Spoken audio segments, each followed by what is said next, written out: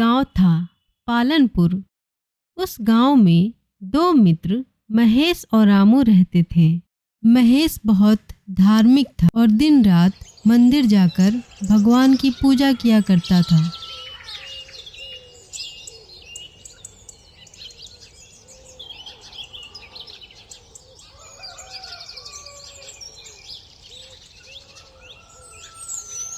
जबकि रामू बहुत मेहनती था और सिर्फ मेहनत करने में विश्वास रखता था।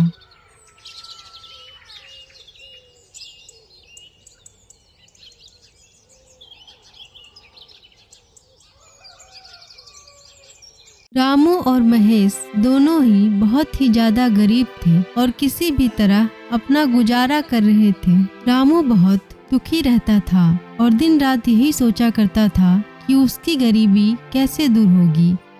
एक दिन वह बहुत दुखी मन से घर से निकला।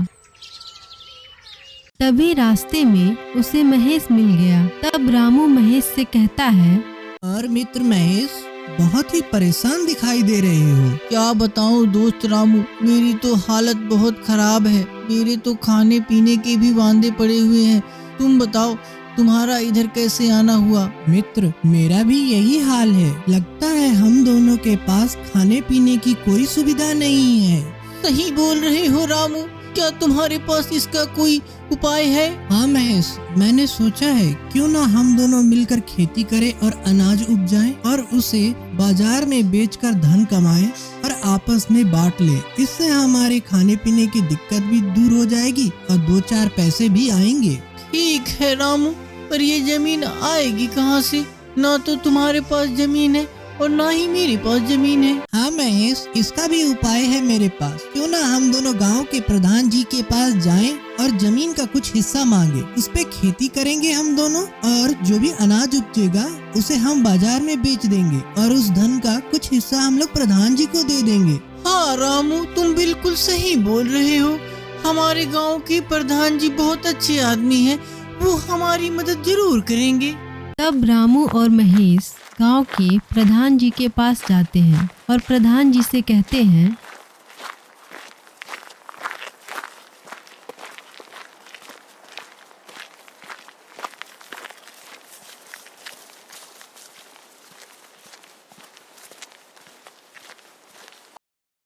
अरे रामू और महेश, तुम दोनों इधर कैसे आए? आओ आओ, बैठो बैठो। तुम दोनों बहुत चिंतित दिखाई दे रहे हो, क्या बात है?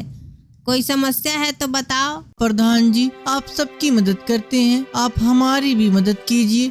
जमीन का कुछ हिस्सा हमें जीवन व्यापन करने के लिए दे दीजिए ताकि अनाज उपजा सके और उसे बाजार में बेचकर कुछ धन कमा सके और उसमें से कुछ हिस्सा आपको दे सके। हाँ प्रधान जी।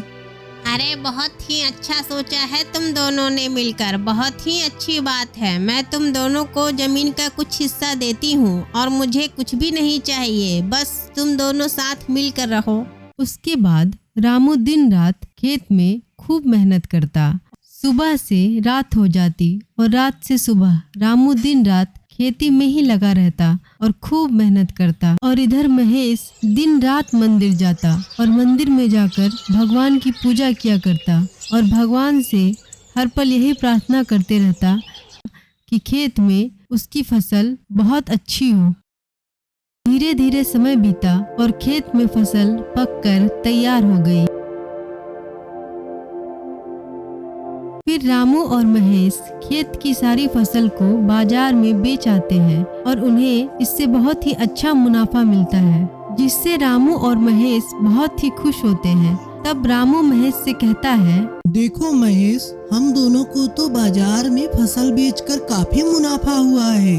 हाँ रामू, सही बोल रहे हो। चलो हम लोग इसे आपस में बांट लें। हाँ, लेकिन मेरी एक शर्त है, धन का ज्यादा हिस्सा मुझे मिलना चाहिए क्योंकि मैंने बहुत ज्यादा मेहनत की है। ऐसे कैसे? मेहनत तो मैंने भी किया है। मैंने दिन दिन भर रात रात भर मंदिर में जाकर भगवान से प्रार्थना किया है। नहीं, मैंने ज्यादा मेहनत किया है। नहीं, मैंने ज्यादा मेहनत किया है। नहीं, मैंने ज्यादा मेहनत किया है। नहीं, मैंने ज्यादा मेहनत किया है। देखो, ऐसे करने से तो फैसला नहीं हो पाएगा। क्यों ना हम दोनों प्रधान जी के पास जाएं और उनसे मदद लें। हाँ, चलो, प्रधान जी के पास चलो। इस तरह से रामू और महेश दोनों फिर से प्रधान जी के पास पहुंचते हैं। प्रधान जी से अपनी सारी बात बताते हैं।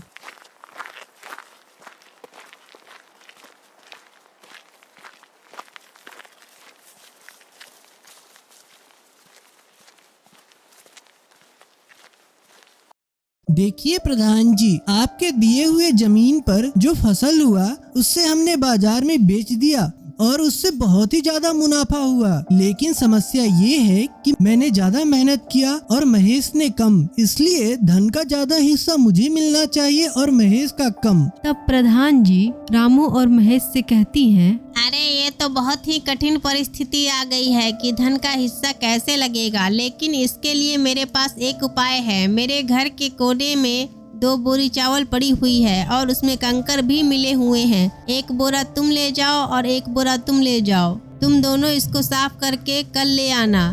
तब कल ही मैं फैसला करूंगी कि धन का ज्यादा हिस्सा किसको मिलेगा।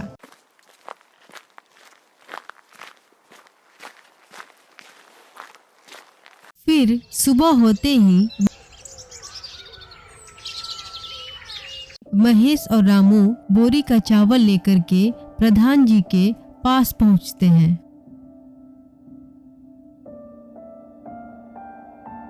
तब प्रधान जी रामू और महेश दोनों से कहती हैं, तो तुम दोनों चावल साफ करके ले आए हो? हाँ, मैंने तो रात भर जाग कर चावल साफ किया है, ये देखिए। अरे वाह रामू, तुमने तो पूरी बोरी का चावल साफ कर दिया है। और महेश, तुम्हारा क्या है, तुम बोरी का चावल साफ करके लाए हो? मैंने तो रात भर भगवान से प्रार्थना किया कि बोरी का चावल साफ कर दे और मुझे पूरा विश्वास है कि पूरी बोरी का चावल साफ हो गया होगा। ठीक है, बोरी दिखाओ। ये देखिए प्रधान जी। ये देखो, सारा चावल वैसा का वैसा ही है, कंकड़ और चावल एक साथ। उसके बाद से महेश भी रामू की तरह खूब मेहनत करने लगा और अब की बार उन दोनों की फसल पहले से भी ज्यादा अच्छी हुई। उसके बाद से महेश भी रामू की तरह खूब मेहनत करने लगा और अब की बार उन दोनों की फसल पहले से भी ज्यादा अच्छी हुई और दोनों खुशी खुशी रहने लगे।